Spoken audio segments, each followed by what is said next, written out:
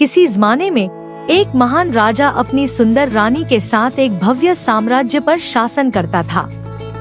रानी का सौंदर्य इतना अद्वितीय था कि जो भी उसे देखता मोहित हो जाता। लेकिन इस सौंदर्य का रहस्य एक जादुई हार था जिसे उसे विवाह के समय एक परी ने दिया था।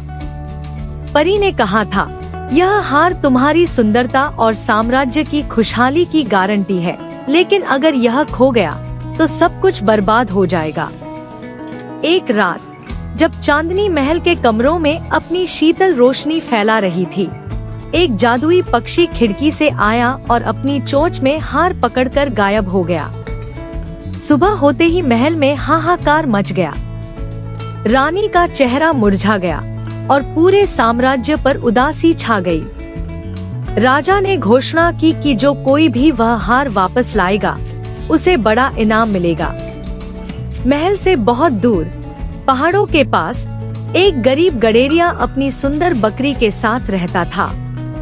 उसकी बकरी साधारण नहीं थी, उसकी आंखों में एक अजीब सी चमक थी और उसके चलने में ऐसी नजाकत थी जैसे वह किसी जादुई लोक से आई हो। जब गडेरिये ने राजा की घोषणा सुनी तो उसने हार खोजने का निश्चय किया। वह अपनी बकरी के साथ महल पहुंचा और राजा के सामने प्रस्तुत हुआ। महाराज, यदि आप अनुमति दें तो मैं यह हार खोजने का प्रयास कर सकता हूँ। दरबारी उसकी बात पर हंस पड़े, लेकिन राजा ने उसकी आंखों में कुछ खास देखा और उसे अनुमति दे दी। गडेरिया अपनी बकरी के साथ यात्रा पर निकल पड़ा। वह एक गहरी और रहस्यमय घाटी में पहुंचा, जहां पेड़ बहुत ऊंचे और घने थे। वहां एक जादुई सफेद नागिन रास्ता रोककर खड़ी हो गई। यदि तुम्हें वह हार चाहिए तो तुम्हें अपनी सच्चाई साबित करनी होगी। कैसे? गडेरिये ने पूछा। सुंदर राजकुमारी कैद है, यदि तुम वास्तव में बहादुर हो तो उसे मुक्त करके दिखाओ। गडेरिया बिना समय गंवाए जंगल की गहराइयों में घुस गया। उसने एक पुरानी और टूटी फूटी इमारत देखी, जहां एक बदसूरत राजकुमार ने एक खूबसूरत राजकुमारी को कैद कर रखा था। यदि तुम राजकुमारी को ले जाना चाहते हो तो मुझे हराना होगा। गडेरिये के पास कोई हथियार नहीं था, लेकिन तभी उसकी सुंदर बकरी आगे बढ़ी और बोली, मेरी पीठ पर बैठ जाओ। गडेरिया हैरान रह गया, लेकिन जैसे ही वह बकरी की पीठ पर बैठा, वह हवा में उड़ने लगी। राजकुमार और उसके सैनिक यह देखकर चकित रह गए। बकरी ने गडेरिये को महल के ऊपर ले जाकर राजकुमारी के पास पहुंचा दिया।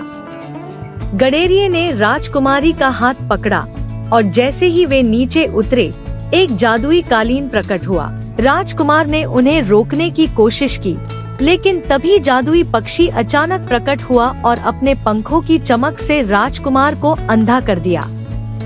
गडेरिया, राजकुमारी और बकरी उड़ते हुए वहां से भाग निकले। राजकुमारी ने गडेरिये से कहा, वह हार एक जादुई खरगोश के पास है, जिसने इसे एक पुराने पेड़ के नीचे छिपा रखा है।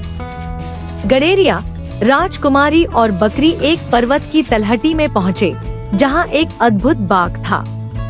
वहाँ एक चमकता हुआ जादुई खरगोश बैठा था। यदि तुम्हें हार चाहिए तो मुझे अपनी सबसे कीमती चीज दो, खरगोश ने कहा। गडेरिया सोच में पड़ गया।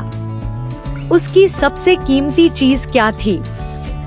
तभी बकरी आगे बढ़ी और बोली, मुझे खरगोश को दे दो। गडेरिये का दिल कांप उठा, लेकिन उसने अपनी बकरी को खरगोश को सौंप दिया। जैसे ही खरगोश ने बकरी को छुआ, तेज रोशनी फैल गई और बकरी की जगह एक सुंदर परी खड़ी थी।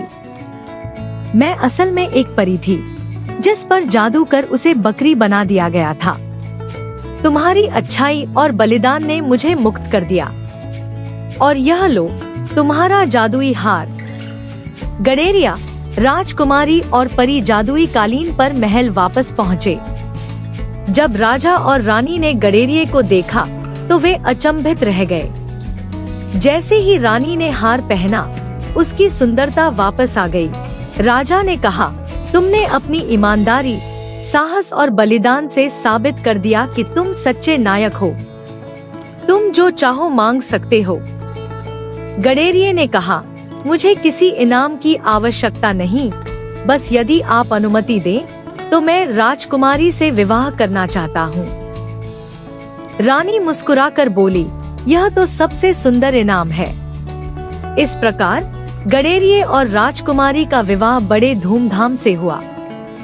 जाते समय परी ने कहा, जब भी तुम्हें मेरी आवश्यकता हो, बस आकाश की ओर देखना, मैं लौट आऊंगी। राज्य में फिर से खुशहाली आ गई और गडेरिया, राजकुमारी और उनकी प्रजा हमेशा सुख, शांति और प्रेम से भरी रही।